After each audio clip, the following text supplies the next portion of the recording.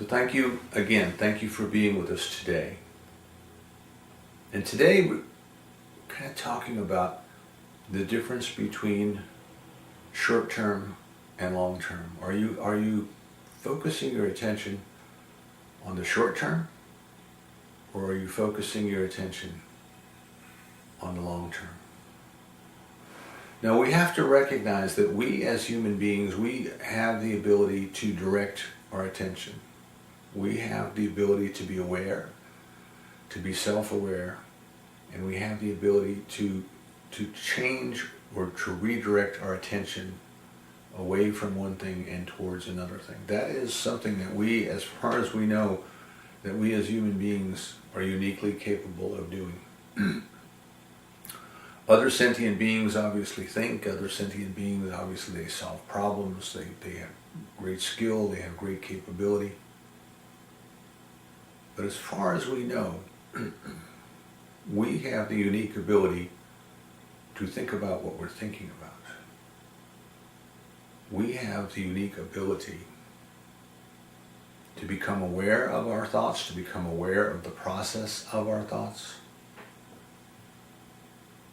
and to redirect them if we don't want to go in a certain way or a certain place. We have the ability to redirect them. Emmett Fox is one of my favorite authors. Emmett Fox was an electrical engineer in the early 1900s when electrical engineering was kind of relatively new. People were just really starting to understand what they could do with electrical power. And Emmett Fox was the front man for Thomas Troward. Thomas Troward was a British lecturer of higher thought, he called it in those days. We would call it New Thought today. And Troward had been a judge in India, a civil judge in Punjab of India, and he started to see the relationship between East and West. And sometimes he's referred to as the place where East meets West.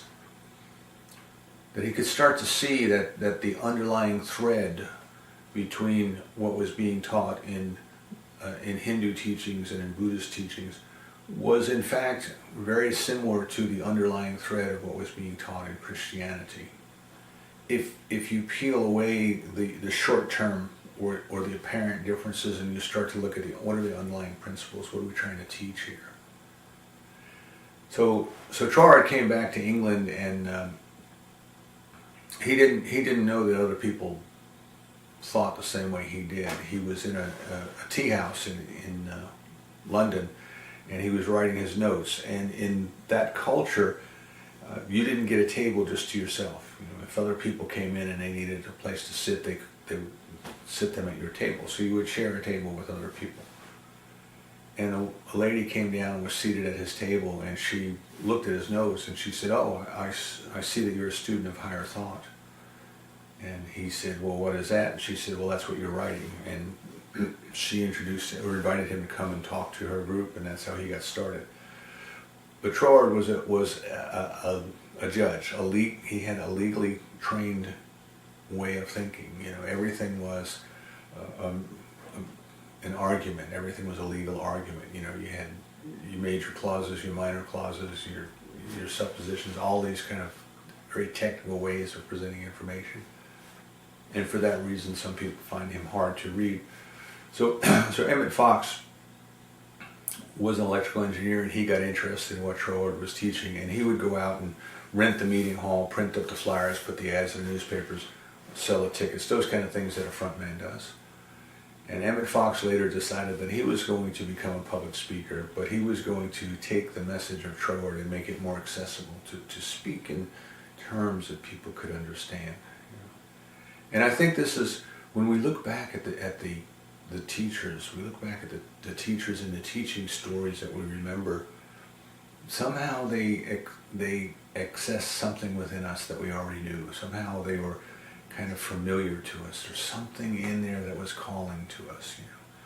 So when Jesus spoke in parables to the people of the Middle East several thousand years ago, he talked about sheep and shepherds and the good shepherd, because that's what was familiar to people. He talked about growing crops in the field because that was what was familiar to people. They could relate to that, you see. Vernon Howard was a Unity minister down in Atlanta, and he wrote a book called Psychopictography. And he says that we remember the story, we remember the picture story, or we remember the pictures that the story created in our head as we heard the story, long after we remember the story. But we remember that.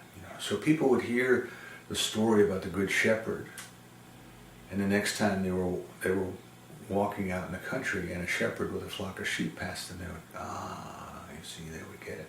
So Emmett Fox tended to speak in terms that painted pictures, whereas Troward spoke in terms that presented us logical arguments. If A equals B, then B equals C, kind of logic. Fox kind of spoke to us in terms that painted pictures in our minds. And one thing he did, one story he told, and he was a pastor of the First Church of Divine Science in New York City. And remember, I was talking about Fenwick Holmes for the last several weeks. Fenwick was the pastor of the First Church of Divine Science in New York City before Emmett Fox was. So Emmett Fox is telling people there in New York City, he's telling them about Lady Liberty down in the harbor, the Statue of Liberty. The copper's kind of turned green, but there she is looming up above the harbor, and she's got this torch that burns in her hands, and she's got this crown on her head, and she's got this plaque on her side, and it says, "Welcome, welcome, send us your homeless, welcome." And Emmett Fox stops and says, "Now, can everybody see the Statue of Liberty?" Of course, this was New York City, and yes, everybody could. Yes, they had the image of the Statue of Liberty in their mind's eye. And he said, "Okay, stop thinking about the Statue of Liberty. Just stop thinking about it." And he went on and he talked a little bit more in his sermon, and he said, "Has everybody stopped thinking about the Statue of Liberty?" And of course they hadn't, they couldn't, they still had this vivid image that he had awakened in their mind. It was stuck in their head. So he went on and started talking a little bit more, and he says, "Last year I was in Paris, and let me tell you about Paris." And he starts describing the streets of Paris and all the sights to see that there are to see in Paris. And he describes the Eiffel Tower, and he describes the elevators in the Eiffel Tower, and they work by pumping water, ballast around to change the weight ratio, and the pulleys go up, and he's describing this thing, and then you go up and you see these beautiful sights of the pictures, of the city of Paris, the city of lights. And he stops, and he says, "Now who's thinking about the Statue of Liberty?" And no one was, because they had taken their attention and they were hanging on his words, and now they were in Paris. So this is a very important point there. You and I, as human beings, we have the ability to change what we're thinking about, to stop thinking about one thing and start thinking about another. But we can't do it by telling ourselves to stop. We can't do it by just saying, "Well, I'm not going to think about that. I'm not going to worry about that." We have to give our minds, we have to give our subconscious minds a different image. We have to paint a different picture. We have to create a vivid picture of what we want. And that diverts our minds away from what we don't want. Now today's talk, the title of today's talk is short-term or long-term. And there's many ways we could have said it, mortal or immortal, human or divine. What we have to come to think about is this experience that you and I are having here on this place called Earth, at this time we call now. What is this experience? Is this part of something bigger? Is this something that we should focus all of our time and attention on, or should we be thinking longer term? Now, the example I want to give you is, suppose you get a puppy. Suppose you go to the rescue society and you adopt a puppy, and you bring this puppy home, and its puppy is just full of energy, and it's flitting all around, and it's jumping up and down, and all it wants to do is to play. All it wants to do is to to lick you and to jump up on your lap, and it's just kind of full of energy. You know, you get the picture. The little tail is wagging, the little ears are back, the eyes are looking at you, and it just wants to have fun. It just wants to play. So you take your little leash and your little collar, and you put it on the puppy, and you take it on the leash. And you've got one of those long leashes. You ever see people walking dogs? They got this leash that kind of extends out about 20 feet and it retracts. It's a retractable leash. So now you go outside and you've got this puppy, and your idea is that you're going to go for a walk around the block, around your neighborhood. You know, your usual route of taking a walk. You know exactly how far it is. You know how many steps it is. You know how long it takes. You've done it a million times before, but you've never done it with this puppy before.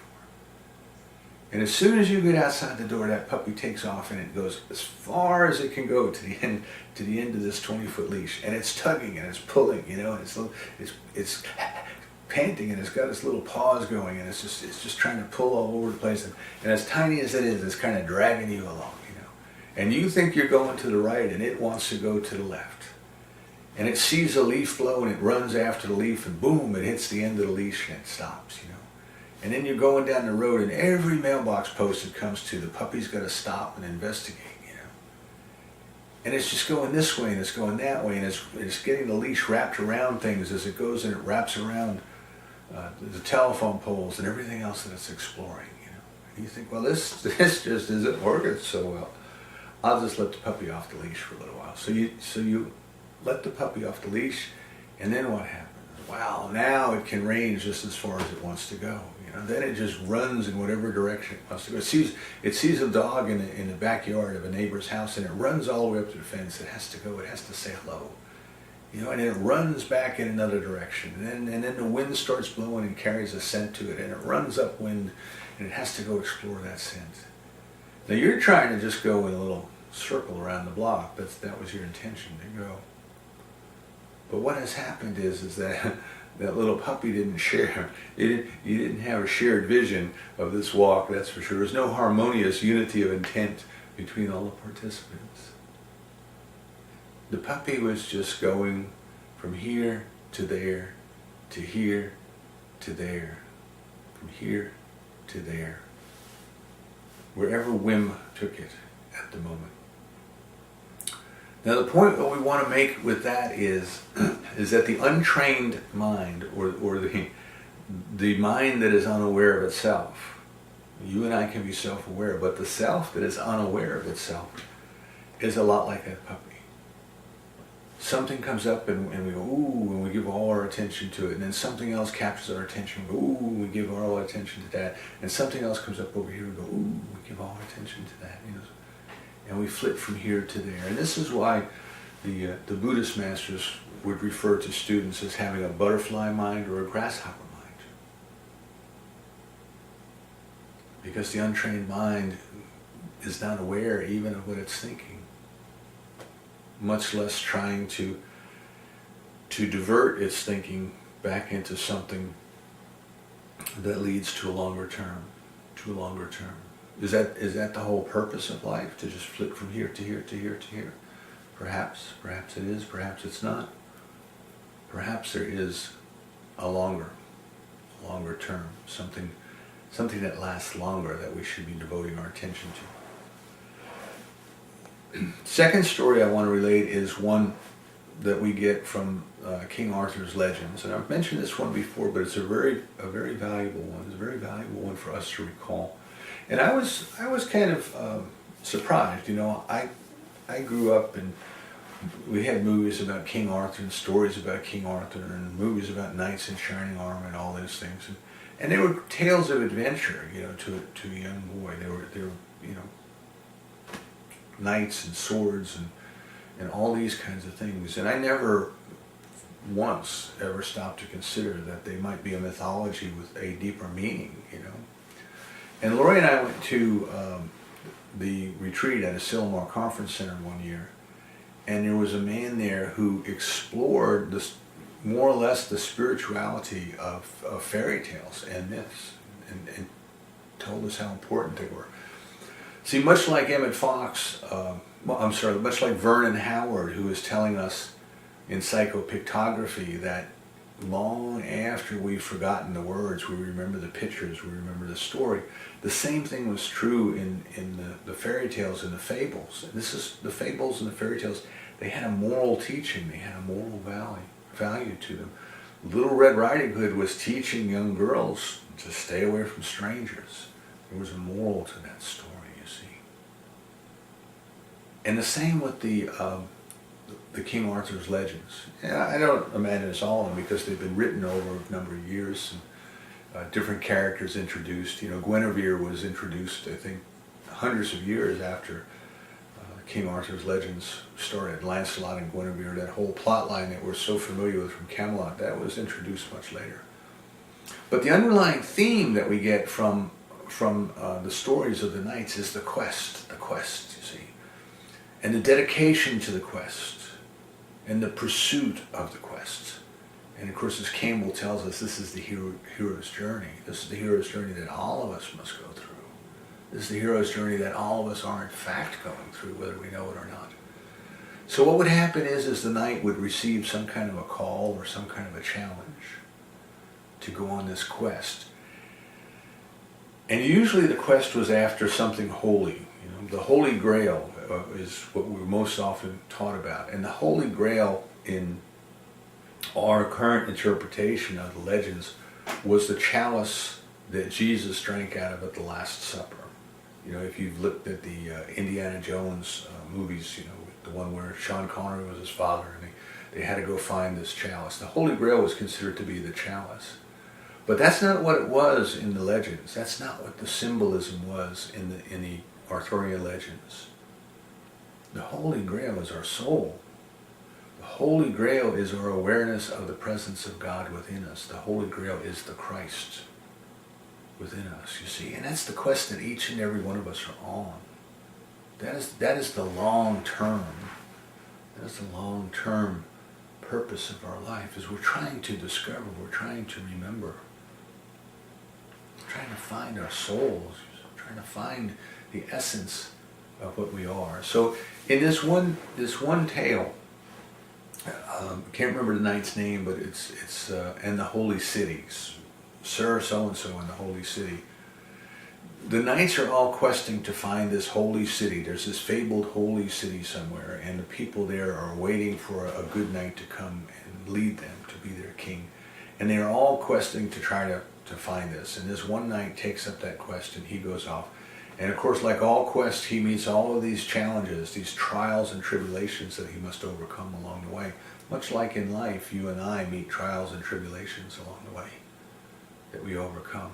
But he succeeds. He defeats all the enemies. He solves all the riddles. He does everything that we're told in various times in these legends that one must do. And he finds his way to the holy city. And there he is welcomed as a king. And the people, oh, good night. We have waited so long for you to come. Our ancestors told us you were coming. We have waited so patiently. Welcome. And they give him a king's welcome. And, you know, he's on his throne and he's got the crown on and all the people are coming to him with their official business. And he is now the ruler of the holy city. And you get the symbolism. We have to find our soul. We have to find our soul and take dominion over our soul. But while the knight is on the throne, a young page from Camelot comes into the holy city. And he sees him on the throne, sees the knight on the throne, and he says, Sir Knight, have you forgotten? Have you forgotten you've got business to attend to back at Camelot? You have family back there, you have friends back there, you have property back there. All of that requires your attention. And you've gone, you've abandoned all that. And the king says, oh, you're right, I've forgotten about my responsibilities back in Camelot. So he tells the people of the holy city, he says, good people, he says, I must take your leave. I must go back to Camelot. For a short time only, I must go back to Camelot. And I must tend to business back there. I must sell off my property. I must say goodbye to my friends. I must say goodbye to my family. And then I will come back and I will be your king forever. And the people are so sad to see him go, but he leaves. And he gets back to Camelot. And he starts to take care of his old business. And he gets caught up in it. And he forgets about the holy city. Well, I'll get back to that tomorrow. I'll get back to that next week. I'll get back to that next month. And he never goes back. And he never goes back. And that's the deep symbolism there is that is kind of like the spiritual journey of each and every one of us. You know, at times we become keenly aware of our spiritual nature. We become keenly aware of our soul, and we just want to be with it, and we just want to sit in the presence of the divine. And our mind gets diverted back, you see, just like the puppy that gets diverted to the leaf blowing. It gets diverted back. And we go back to our old ways, we go back to our old life, we go back to our old ways of making a living. And our journey, our spiritual journey then is to more frequently, more consistently, more frequently to visit that holy city and to stay there in that place. So instead of our minds flitting from here to there, to just be there and to be aware of the divine presence in the holy city, in the sanctuary of our own souls, in the pureness of consciousness, undistracted consciousness, in the pureness of consciousness aware of itself, the I amness, the suchness, the isness. And the third thing I wanted to mention as we start is something that we've used before from Joel Goldsmith, and it too is very appropriate. And he says that if you consider the book of Genesis, if you consider the Old Testament, we want to look at the second creation story. There are two creation stories in Genesis. The first one's the one we're all familiar with, where it says, in the beginning was the darkness, and God said, let there be light, and so on, over the course of 7 days. And that is actually a newer version of the creation story. It shows an evolution of consciousness, of human consciousness. Because the story was realized later, but when it was realized later, the authors realized that it actually came first. But the first creation story is the one we're more familiar with, and this is where Adam was lonely. I'm sorry. This is where God took Adam, created Adam out of 100 pounds of clay, took the clay and molded the clay, and then breathed into the nostrils. His breath is in our nostrils. In the mystic, his breath is in our nostrils. The air that you and I breathe is not our air. It is the very breath of God breathing into our lungs. So Adam, the word Adam means clay man, or it means man of the earth, earth man, literally mud man kind of thing. And that's what it meant. That's what the term Adam meant. Adam is a man of the earth, a man of the clay. And later on, we find that Adam is telling God, I'm very lonely. I don't have a companion. All of the beasts in the field, they have companions, and I don't have any. I need a companion. So God puts Adam into a deep sleep, and while Adam is in this deep sleep, according to this story, God takes a rib from the clay man, a rib from the earth man, and He creates Eve. He creates the companion.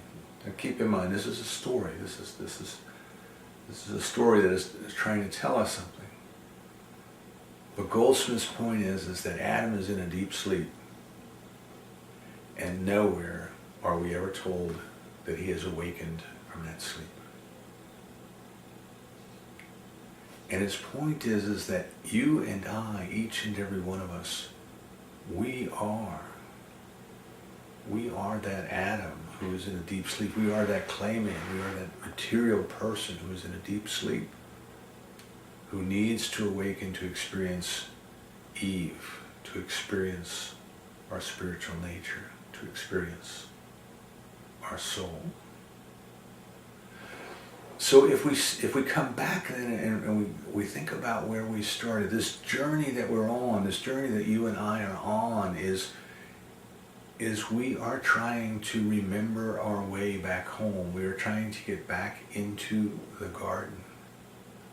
And in order to do so, we have to break out of the dream of the material sense of life, the atom sense of life, the clayman sense of life. We were watching some video a while back on our Wednesday night group. We were watching some video, and it was a panel discussion at the United Nations, and it was on the mind-body connection. And they were talking about consciousness, you know, what is consciousness? I think I might have mentioned this last week. And one group of scientists wanted to define consciousness as being the chemical reactions of the brain. That's the materialistic view. The clay somehow came together itself through chemical attraction. The clay somehow came together itself, and the clay created life. The clay created consciousness. The organic matter of the soil, which is what our body is made of. Somehow that organic matter came together and created human consciousness. That's the atom view, that's the clayman view, that's the material view of the world. And then the later, aha, which was written down first, says no, there's this consciousness, this primal consciousness that we call God. There's this awareness called God. There's this something called God. And through an act of will and volition and intention, this something called God spoke its word, and that caused the clay to take the form, to create the brain that consciousness uses as its instrument, that the soul uses as its instrument. So these are the two views. These are the short-term and the long-term views that I'm talking about. Are we skin and bones only? Are we simply the dust of the earth that goes back to the dust of the earth? Or are we part of that very consciousness that created everything out of itself? So we are then in the process, you and I are then in the process, we are in that quest that the knights are in. We are in that quest of trying to find the holy city. And we want to stay there. We want to stay there. We don't want to go there and go back. We want to stay there in our consciousness. Now, that does not mean that we will not be in the world doing worldly things. That does not mean that we won't be active. We won't be going to work if we want to go to work. We won't be driving cars if we want to drive cars. What it means is that, to me, what it means is that while we are doing that,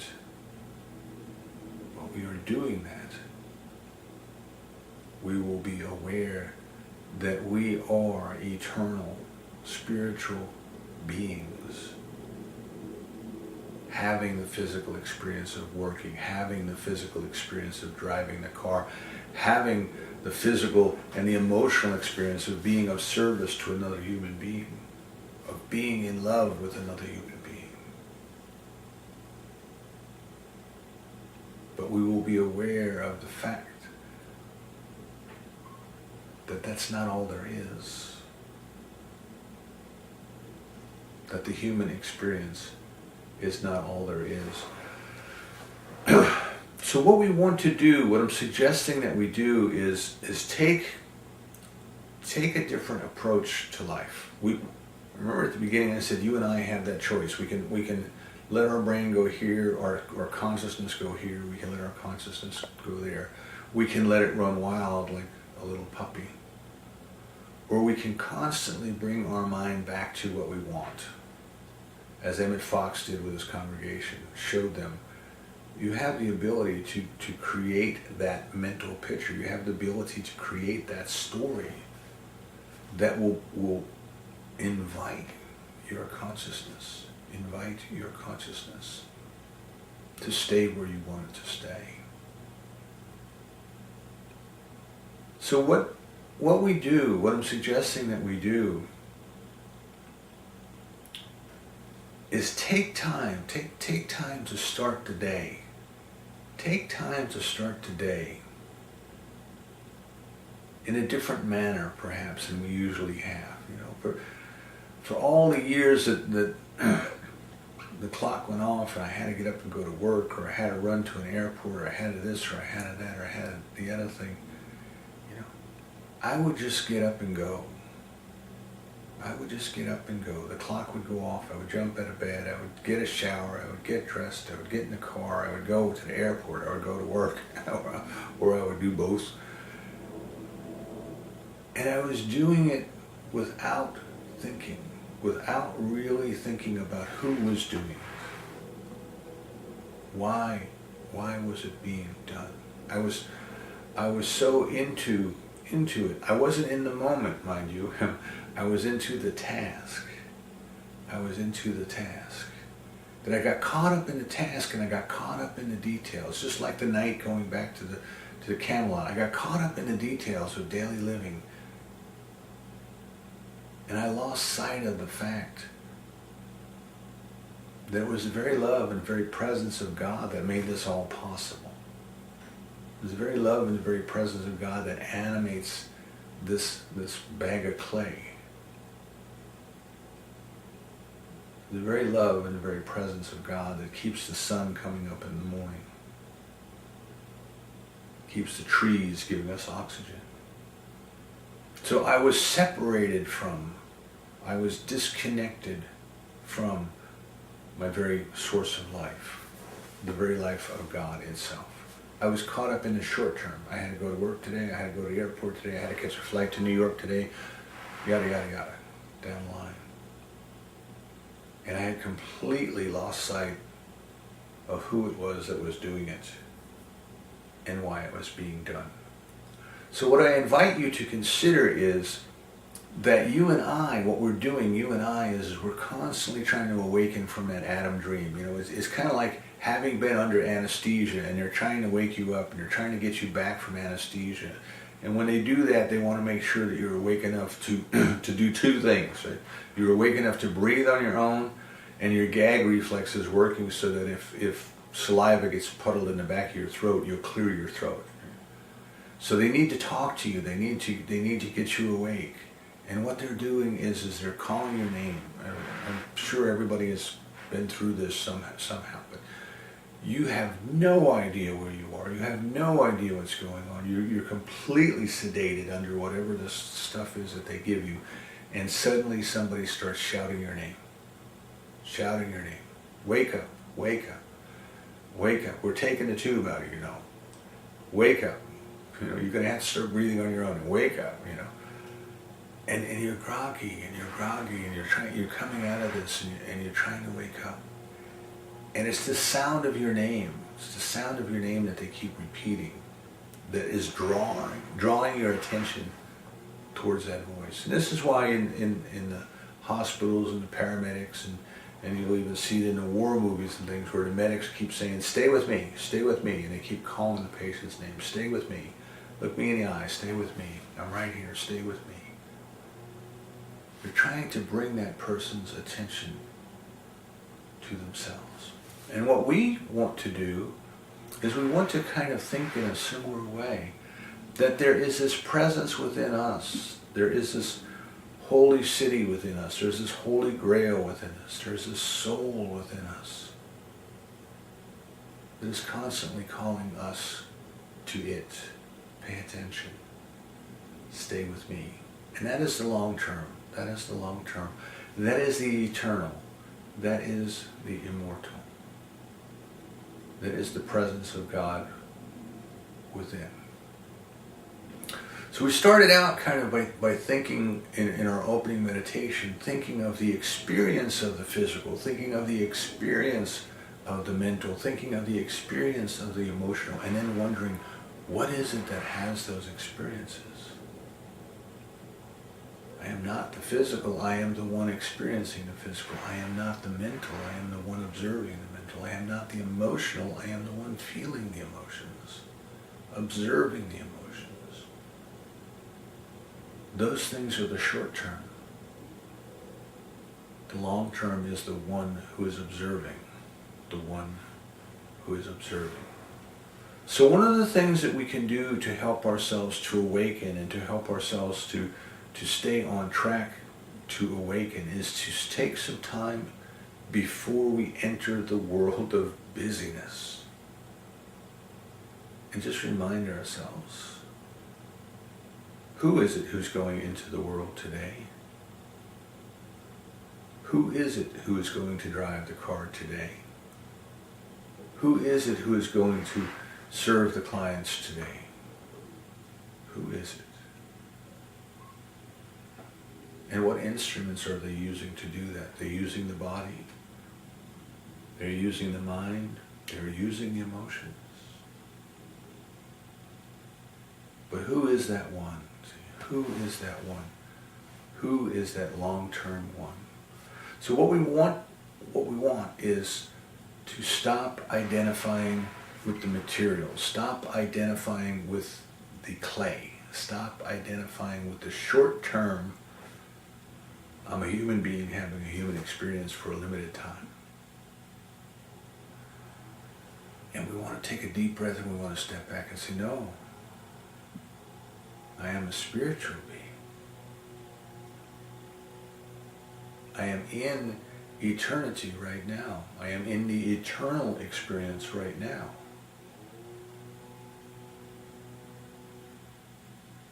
And in that, I am also having the physical experience. I am observing it.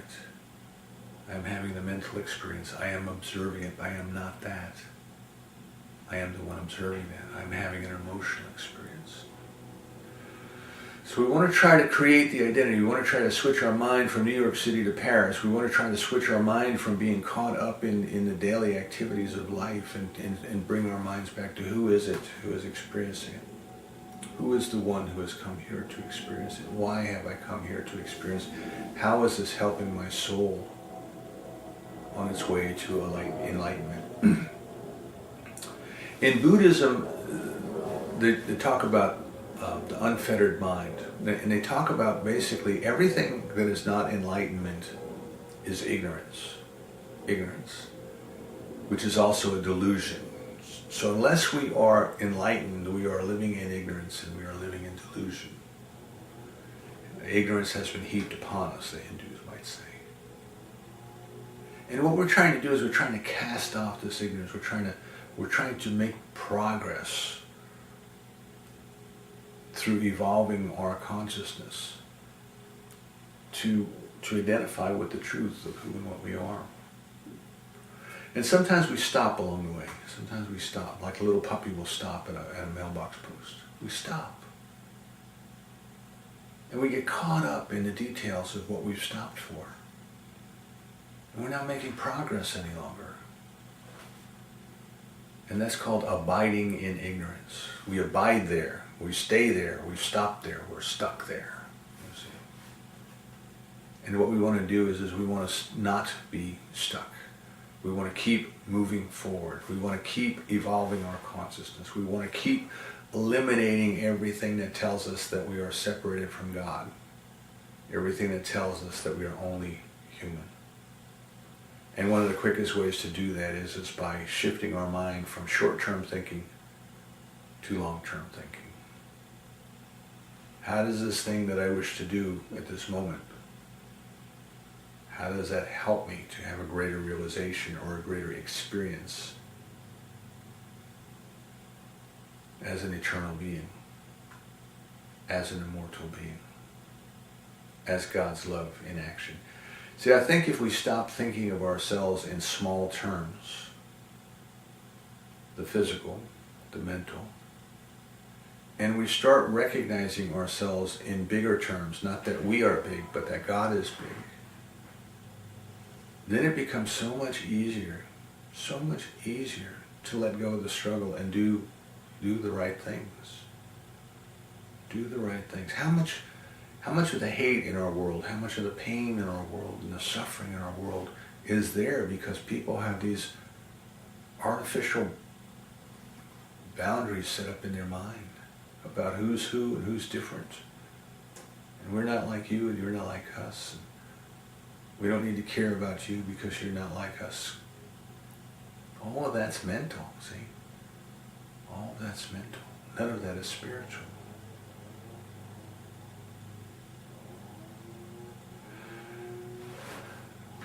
Many years ago, a lady came to Durham and she had spent time in Australia, and she said that she had spent time amongst the Aboriginal people who still went on, I think they called them walkabout. And it was kind of a spiritual retreat or a spiritual quest where this group, this family or this group or this tribe of Aboriginal people would go out and they would spend time, several weeks, out in the desert, in the outback. And they would survive using the old ways, the old intuitive and instinctual ways of hunting and things like that. It kept them connected, so it kept them connected to something else. And she told us that there was a saying, there was an attitude amongst the Aboriginal people. We come from the dream time, eternity. We go back to the dream time, eternity. And we have come here for a holiday. We have come here for a vacation. We have come here for a celebration. Take the longer view. It's not about building the tallest building. It's not about accumulating the most money. It is none of those things that the physical world, the clay man world, the atom man world tells us they are. It is about allowing our soul to experience joy. And what the Aborigines would do, according to this author, what the Aborigines would do if one were having a bad time, if one was caught up in depression or suffering or sadness, they would go to that person and they would say, "Do you know how long forever is? Do you know how long forever is?" And that question would help the person break out of the short-term situation that they were dealing with, the one that they were caught up in, the one that was bringing them pain and suffering and loss and grief. And it would help them to remember, we have come from the dream time. We go back to the dream time. We have come here for joy. We have come here for joy. So I invite you then during this week, as you go about your week, take time in the morning to see if you can shift your mind from New York City to Paris. See if you can shift your mind from all of the tasks that lie there in front of you. And bring yourself to a point of mind where you can go into them fully, mindfully present. You can be in the now. You can be in the task in the now, but you have to know that you are the one in the task. Not just that there's something doing the task, but that your consciousness is fully present, that you are the very love of God. You are a spiritual being having a physical experience here on earth, doing this task. And of course then you have to start to ask yourself, does this thing I'm doing, as Dr. Holmes would tell us, does this thing I'm doing give a greater expression to love, to truth, to beauty, to happiness? And if it doesn't, then why? Why would we even do it? Why? It's not what we came here for. We came here for joy. So I invite you this week, observe yourself, as only we humans can do. Observe yourself. Are you thinking short-term, physical, Are you thinking long-term spiritual? The choice is yours. We all have glimpses of the holy city. We all go back. We all have glimpses. We all go back. This time, do we want to go to the holy city and stay? It is inevitable that we must do so. Our awakening is guaranteed. Our enlightenment is guaranteed. It is only a matter of when. We have been invited to do so. We have been called to do so. We have received the quest. We have received the call. We have received the challenge. Come to me. Awaken. I am here within. And in order to expedite our journey, we can just help ourselves by thinking in terms of the long term and not the short term. And so it is.